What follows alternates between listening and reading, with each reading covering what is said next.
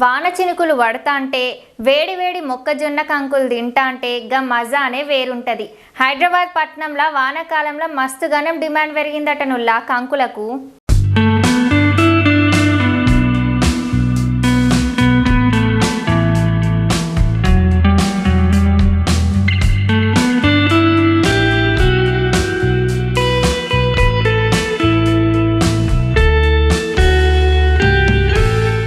బయట చిటపట చినుకులు పడతా అంటే వేడివేడిగా ఏదైనా తినాలనిపిస్తుంది ఎవరికైనా.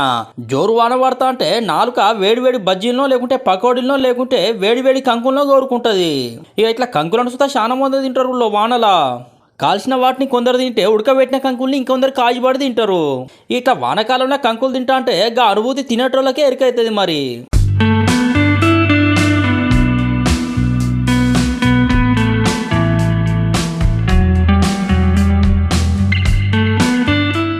ముసురు గమ్మేయడంతోనే కంకులకు మస్తు డిమాండ్ వచ్చిందట.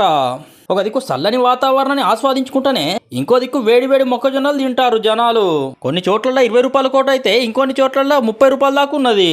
బయట అడ్డమైన తిండి తినే కంటే పోషకాలు మస్తుగానం ఉన్న మొక్కజొన్న తింటే నయమని చాలా మంది కొనేటాలకు వ్యాపారుల తనం మస్తు డిమాండ్ పెరిగింది.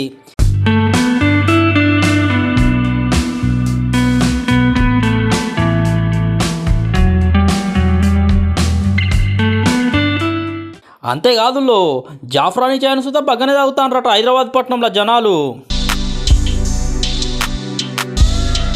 మట్టి గ్లాసుల గంటల కొద్ది కాసిన పాలు అట్లనే డికాషను కుంకుమ పువ్వు వేసి తయారు చేస్తారట. ఇక ఆరోగ్యానికి సుతా మంచిదని చెప్పి చాలా మంది లైన్లే కడతానరట కాడ.